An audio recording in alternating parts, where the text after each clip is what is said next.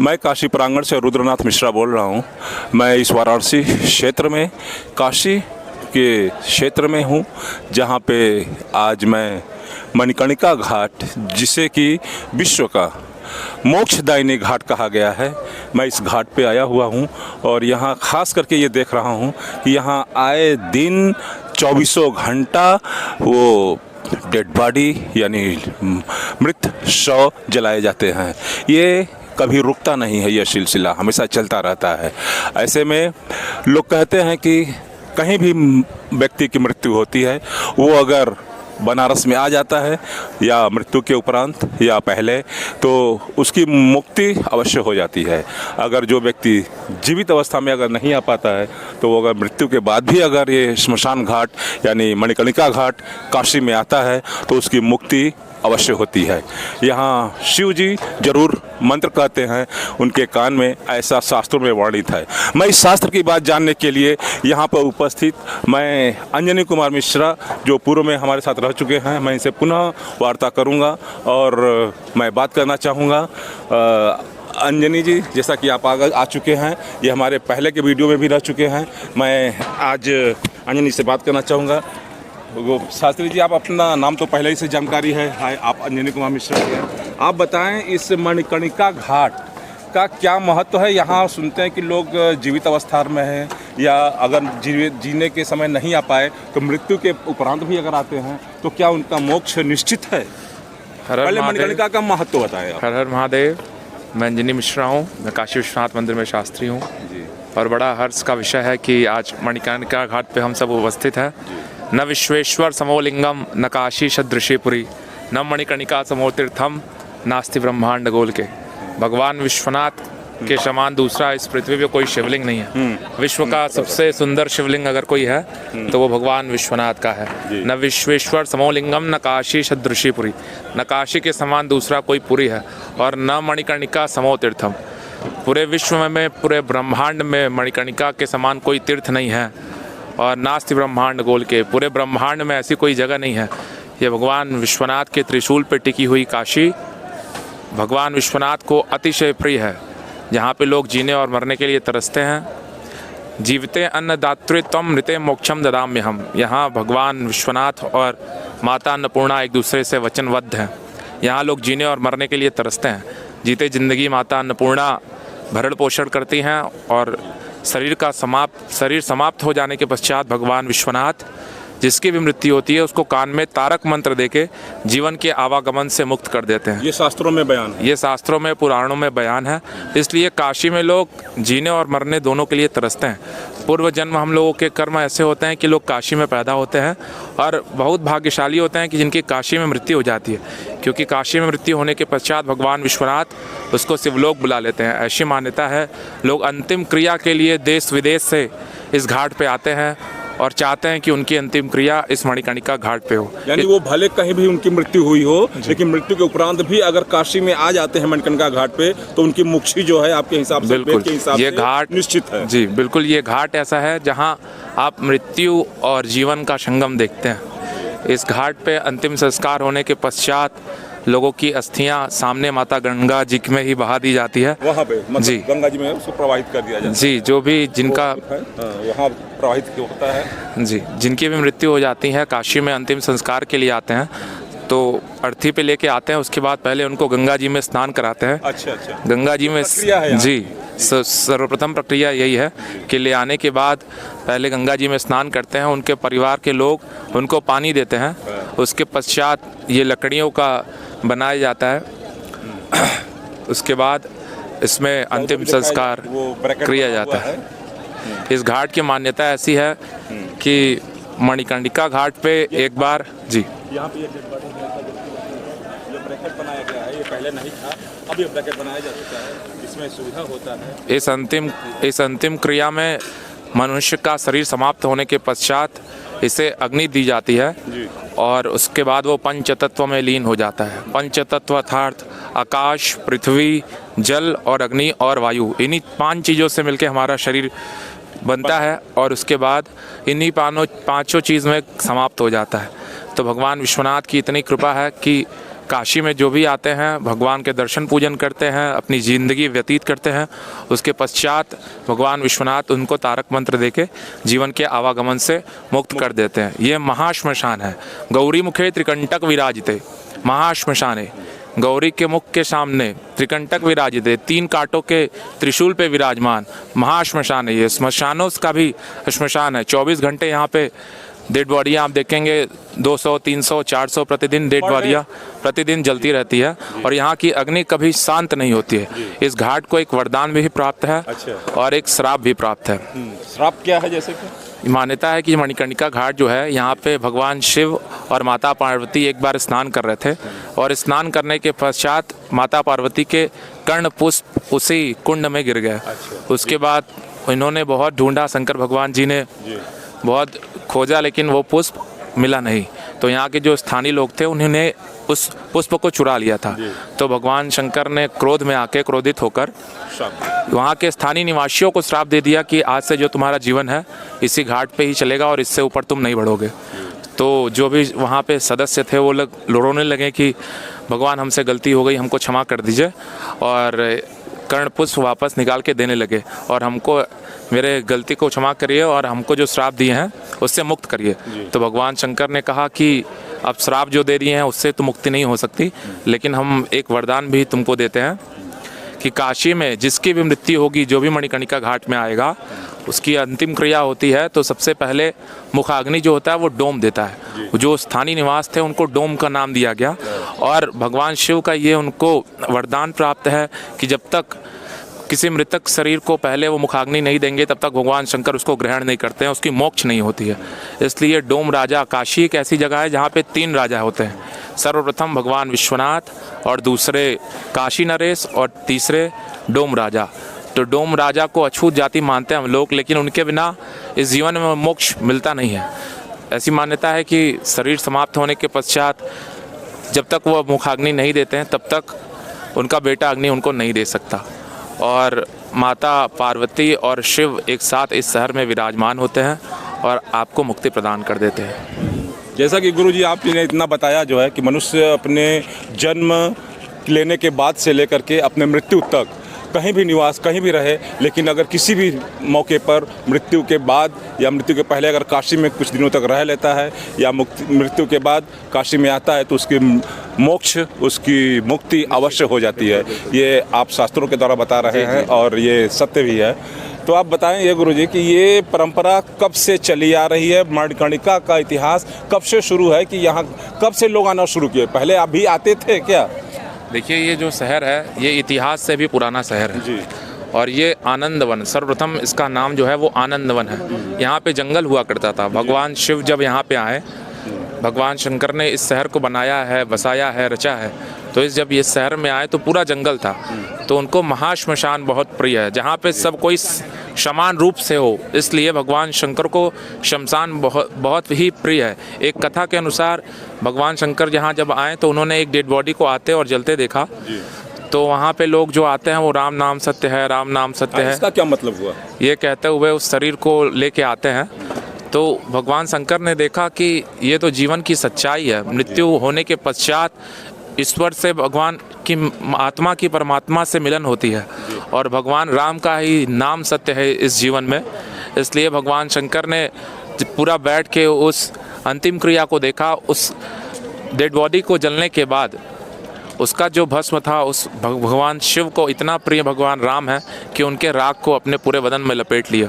और तब से ऐसी मान्यता है कि भगवान शिव को भस्म बहुत प्रिय है। तभी से भस्म का जो है, ये भस्म हमेशा भगवान शिव के चरणोदक के रूप में हम लोग लगाते हैं। और भस्म लगाने से कभी भी इंसान के अंदर अहंकार नहीं आता।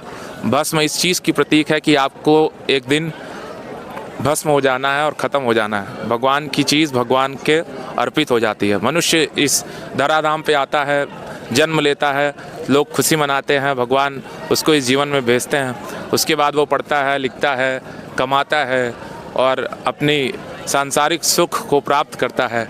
उसके बाद अहंकार को पालता है। सब कुछ ख़त्म होने के पश्चात उस घाट पे आके इस क्रिया को प्राप्त होता है।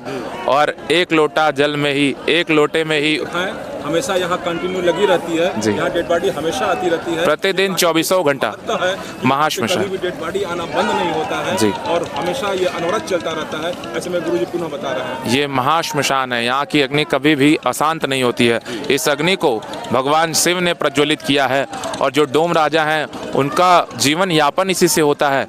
यहाँ की लकड़ियों से उनके घर में खाना बनाया जाता है और कोई दूसरा उनके कार्य को कर नहीं सकता।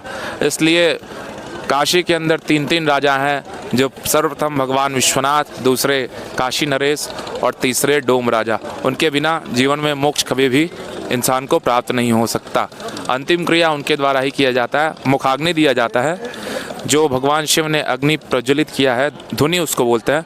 वहाँ से जो डोम राजा होते हैं उनके परिवार का कोई सदस्य पहले मुखाग्नि देता है, उसके पश्चात उनके बेटे पुत्र उस मृतक शरीर को अग्नि प्रदान करते हैं।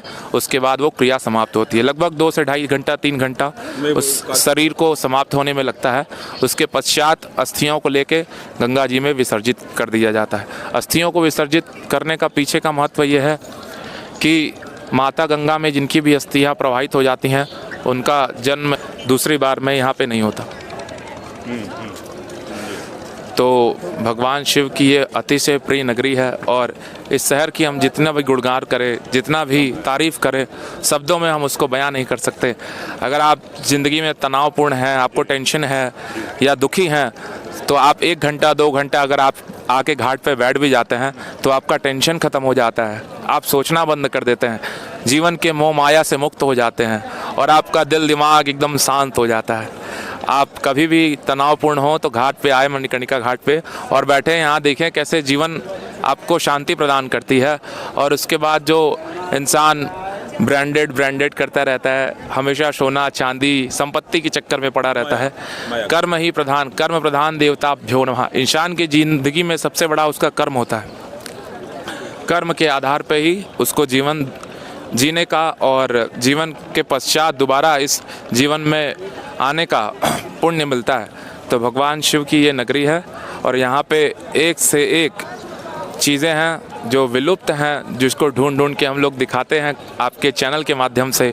और भगवान विश्वनाथ से ऐसी कामना करते हैं कि जो भी आपके इस चैनल से जुड़े दर्शक हैं, काशी प्रांगण से जुड़े जितने भी सदस्य हैं, को आप क्या अवेयर करना चाहेंगे? हम ये कहना चाहेंगे कि भगवान विश्वनाथ की कृपा उनके ऊपर सदैव बनी रहे और लोग इसी तरह आपके चैनल से जुड़े हुए लोग इस विश्वनाथ जी की कृपा से पुण्य के भागी हों और भगवान विश्वनाथ माता अन्नपूर्णा की असीम कृपा उनके ऊपर बनी रहे और ऐसे ही आपके चैनल को लोग लाइक और सब्सक्राइब करते रहें। तो ये मणिकर्णिका घाट की स्टोरी थी और हम निवेदन करेंगे कि आप कभी भी आपके मन में कुछ ऐसा आए या आप तनाव में हों, टेंशन में हों, इस घाट पे आइए और 1 घंटा समय व्यतीत करिए।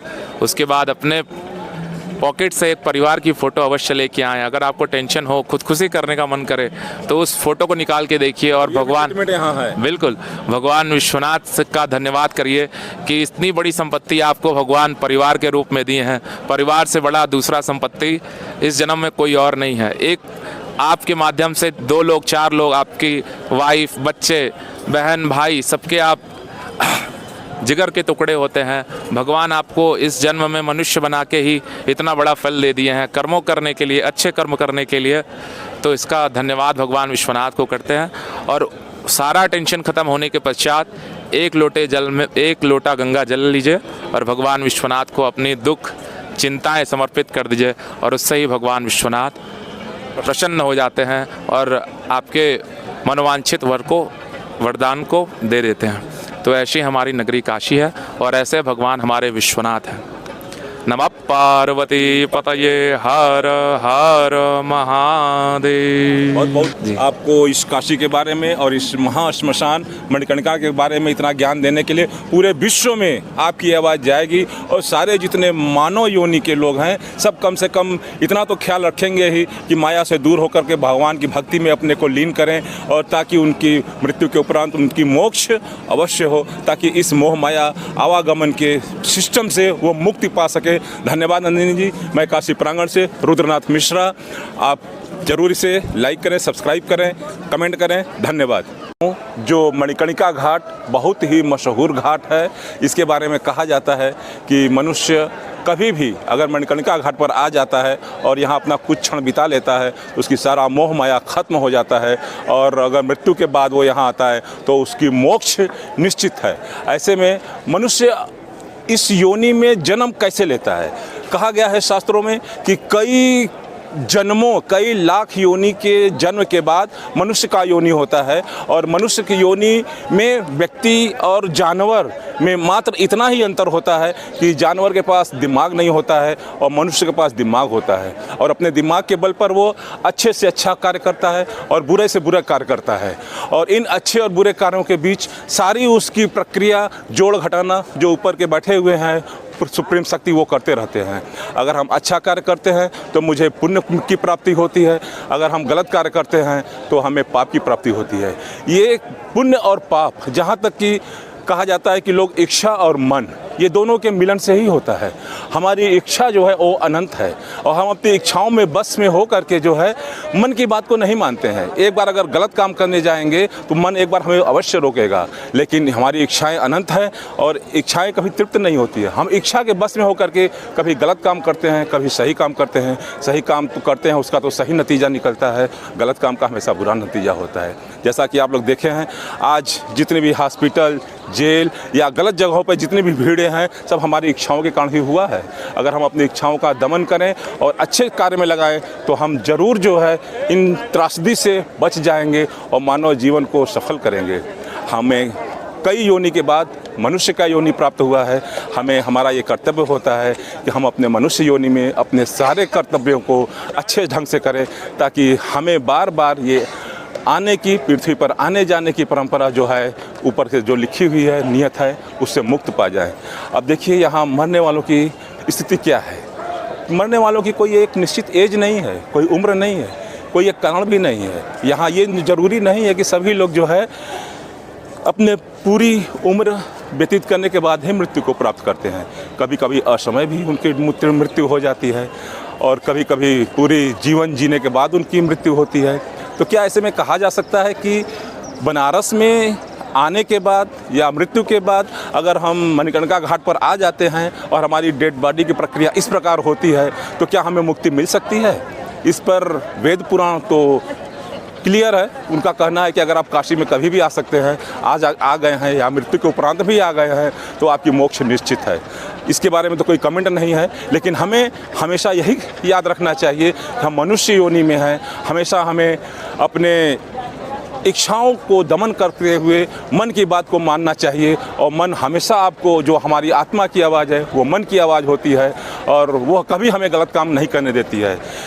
इसलिए हम अपने जीवन को सफल बनाने के लिए अपनी इच्छाओं का दमन करते हुए, अपने मन को शांत करते हुए, मन की बात को मानते हुए यहाँ आवें और अपनी पूरी ज़िंदगी जिएं। और पूरी ज़िंदगी जीने के बाद हम अगर इस प्रोसेस से गुजरते हैं तो समझ लीजिए हमारी मुक्ति है। अगर हम अकाल मृत्यु होकर आते हैं और कोई भी प्रक्रिया होती हो तो शायद हमें मुक्ति मिले या न मिले, लेकिन हम अच्छे कर्म करेंगे तो हमें ज़रूर मुक्ति मिलेगी। ये हम लोगों का सबका विश्वास है। हम बाबा विश्वनाथ की नगरी में हैं, और आप सभी लोगों से ये निवेदन करना चाहेंगे अपने YouTube चैनल काशी प्रांगण के माध्यम से कि अगर हमें मनुष्य योनि का जन्म मिला है तो हमें इससे अपने समाज में एक नई छवि ख्याति प्राप्त करनी चाहिए। मुझे लोगों को एक संदेश देना चाहिए, अवेयर करना चाहिए कि हम कभी गलत कार्य न करें, अपने इच्छाओं के बस में न रह करके अपनी आत्मा के आवाज़ के बस में रहें और हमेशा अच्छा कार्य करें। बात करना चाहूँगा भाई साहब, आपका शुभ नाम क्या है? मेरा नाम शिवम चौबे है। आप कहाँ से हैं? हम यहीं के लोकल है बनारस। अच्छा, आप 100 यात्री के साथ आए हुए हैं, तो जो जिसका मृत्यु हुआ है वो आपका क्या लगता है? कोई है? वो मेरे परिवार के बाबा। अच्छा, ठीक ठीक। इनकी एज क्या थी? 75 साल। और ये आज जो हुआ है डेथ, ये कोई कारण से हुआ है, बीमारी से या स्वतः? ये नेचुरल डेथ माना जाएगा, यानी आप प्राकृतिक मृत्यु है। यानी ये सौभाग्य की बात है कि मनुष्य अगर काशी में अपना प्राण छोड़ता है तो उसे मुक्ति मिलती है। यही हमारा जो है आज का सब्जेक्ट है कि हम पूरा अपना जीवन बिताने के बाद यहाँ आते हैं तो परिवार में खुशी का माहौल थोड़ा होता है, गम तो होता है ये भी छोड़ने का, लेकिन ये भी होता है कि चलो हम काशी में हमारी अंतिम संस्कार हो रहा है। तो धन्यवाद आपको बताने के लिए।